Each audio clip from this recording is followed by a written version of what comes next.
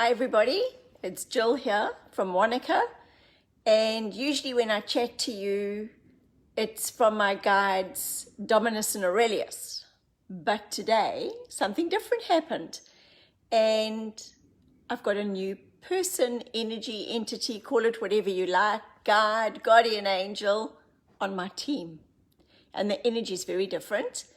And he came through as James, brother of Jesus.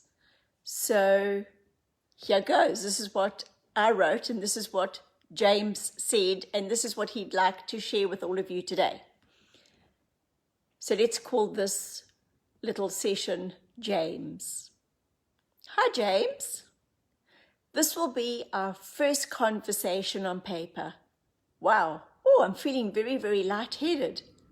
This is a very, very different feeling to that of Dominus and Aurelius. Thank you for coming through this morning. And you say you are here to teach me in a different way. Oh, I look forward to working together. Isn't that exciting, guys? Oh, you say, one cannot work alone. A teacher or a guide could never be such without a pupil to teach. And you said this yourself, have you not, when you spoke to one called Alba? So what he's referring to is, I had a conversation with Alba Weinman some time ago, and I said to her how amazing she is as a hypnotherapist. But then I said to her, you know what? I can't be a fabulous teacher to anybody unless I've got somebody to teach. And you can't be a hypnotherapist unless somebody wants to be hypnotized, right? So this is what he says. One cannot work alone. A teacher or a guide cannot be such without a pupil to teach. So without a client, you cannot be a hypnotherapist. Without a patient, a doctor cannot be a doctor. One is not more important than the other. The doctor's not more important than the client or the patient. The teacher is not more important than the pupil, because everything is balance. And it is what you term symbiotic relationship. James says, many humans are under the illusion that they are less than another, for they feel that the other has more knowledge than what they've got. But without their attention and my intention towards them, there would be no need for the knowledge. Knowledge shared is a very important task for me, Jill Cole, at this time, said James. Now it says, he speaks about the coronavirus and how our world is at the moment. He said, your world has joined forces where all have become very aware of the other. And this has not been the case always. There were large divisions between many countries. But when all are working for the good of all, then you have what is termed joint forces. He says this virus has done harm, but also immense good, for it has raised the awareness of so many. Now he says to me, we know one of your favorite topics is energy and frequency. And he says, today we shared with you that life, that means everybody's lives, is carried out by invitation. And he said, we would like you to share this with your audience today and speak more about it when you get interviewed on Sunday. He said, because surely this is a very important topic. So I said to him, what do you mean when we say life is carried out by invitation? So here goes. We would like to ask you all, are you not extending an invitation when you actually listen to someone? When you open your door physically at home or lend your ears to a conversation? You are inviting it into yourself. But what about when you invite topics that you actually don't agree with, or shows on your television that another close to you may enjoy, but you do not, and yet you do not close or shut the door to it? So what or who are you inviting and holding out an invitation to in your life? If you had to stop and think about it before you actually extended the invitation, would you still extend that invitation?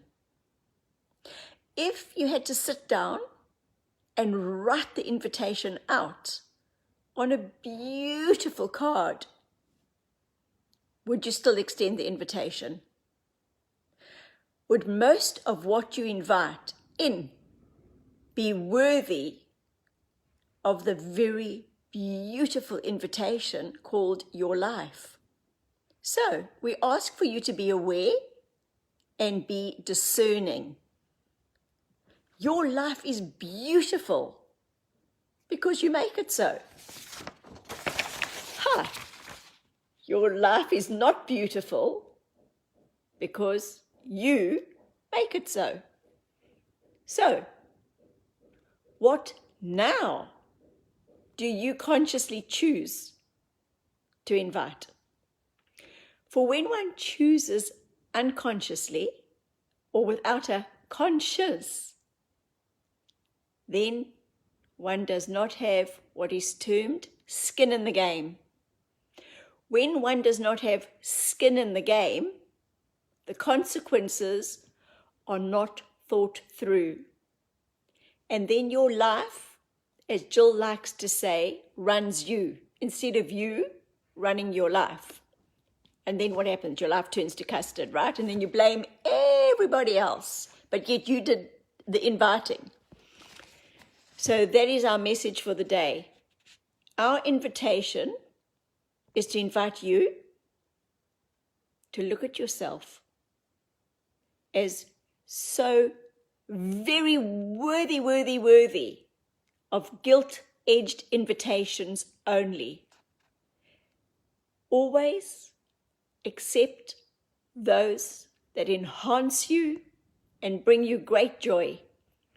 For this life is a short adventure, one short time. It is not worthy of a dirty invitation with a crumbled envelope. So look at your day, look at your night. What food have you invited into your space?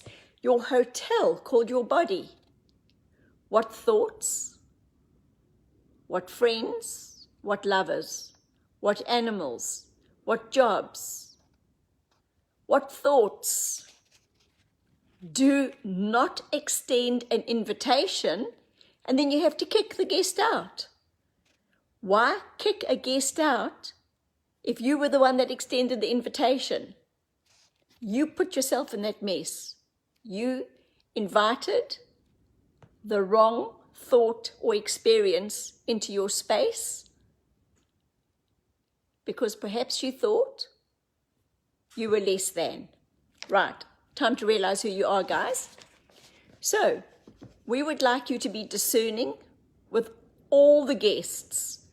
For anyone who shares your body or your mind is a guest, for they are a separate energy to yourself.